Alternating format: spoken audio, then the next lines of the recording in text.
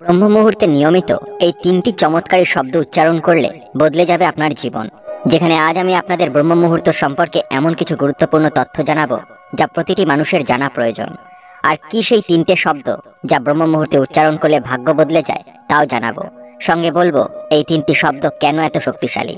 তাই এই ভিডিওটি স্কিপ না করে শেষ পর্যন্ত অবশ্যই দেখুন। আর চ্যানেলে প্রথমবার এসে থাকলে এমন সব গুরুত্বপূর্ণ ভিডিও নোটিফিকেশন পাওয়ার জন্য চ্যানেলটি সাবস্ক্রাইব করে বেল আইকনটি অন করে দিন।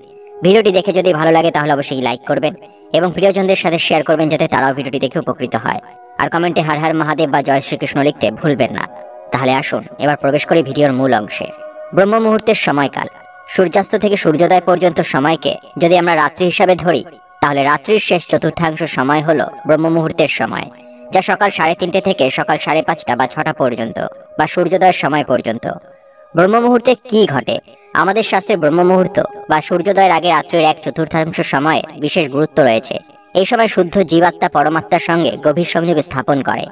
তাই শাস্ত্রের প্রতিটি মানুষকে ব্রহ্ম মুহূর্তে ওঠার কথা বলা হয়েছে।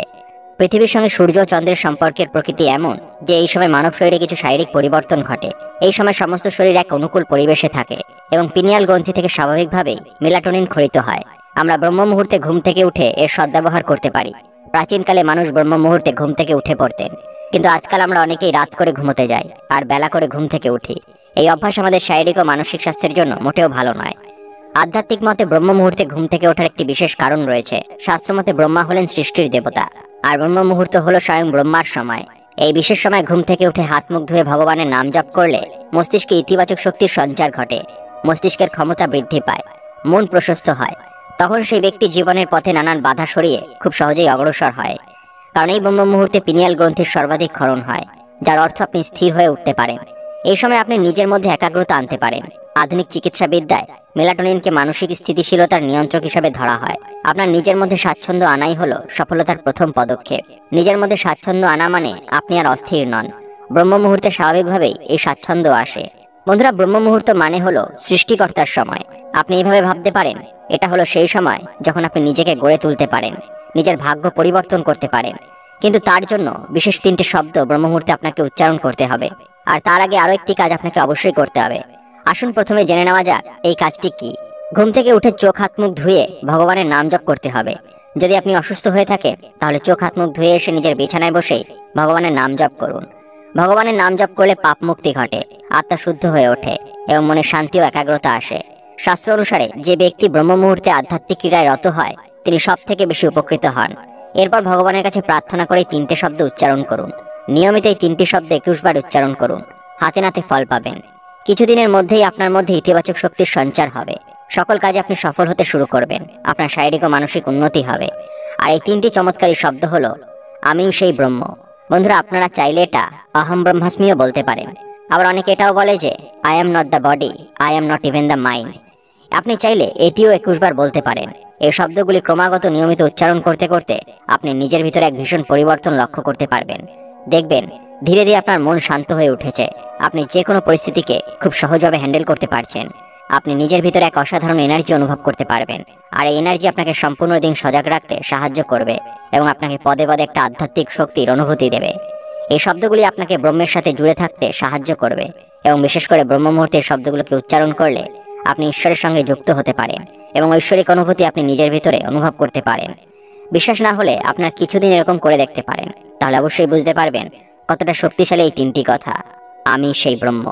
বন্ধুরা, আমরা হতাশগ্রস্ত হয়ে আমাদের ভাগ্য নিয়ে খুব বেশি নেতিবাচক চিন্তা করি। যদি বিনিয়োগকৃত টাকা লস হয়ে যায়, যদি ফলাফল খারাপ হয়ে যায়, যদি আমি চান্স না পাই। আর এই নেতিবাচক ধারণা আমাদের বর্তমান কাজের উপরে মারাত্মক প্রভাব ফেলে। ফলে আমরা সামনের দিকে এগোতে পারি না। সারাক্ষণ মানসিক যন্ত্রণা তাড়া দিয়ে বেড়ায়, মানসিক শান্তি নষ্ট হয়ে যায়।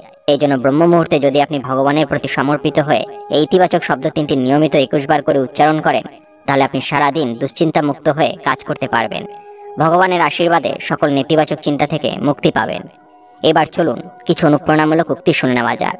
মানুষের পক্ষে সব স্বপ্নই পূরণ করা সম্ভব যদি সে যথেষ্ট সাহসী হয়। পৃথিবীতে 2 ধরনের কষ্ট আছে, একটা আপনাকে কষ্ট দেবে আর একটা আপনাকে বদলে দেবে।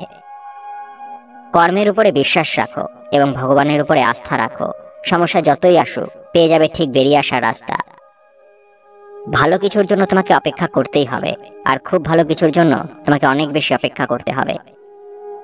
সময় খারাপ হলে অন্তত একটি ভালো অবশ্যই হয়, তখন আর বাজে লোক আপনার পাশে থাকে না।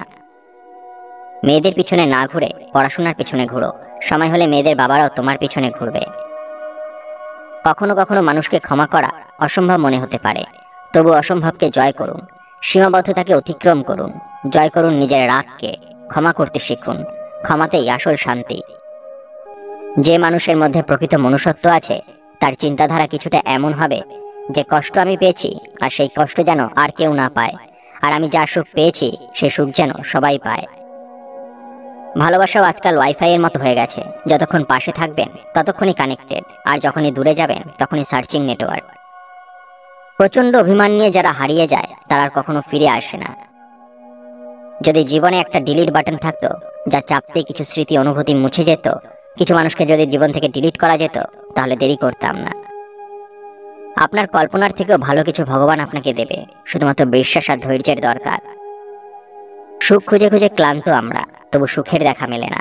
আসলে সুখ হলো কিছু ভালো মুহূর্তের চেয়ে আরো বেশি কিছু নয়।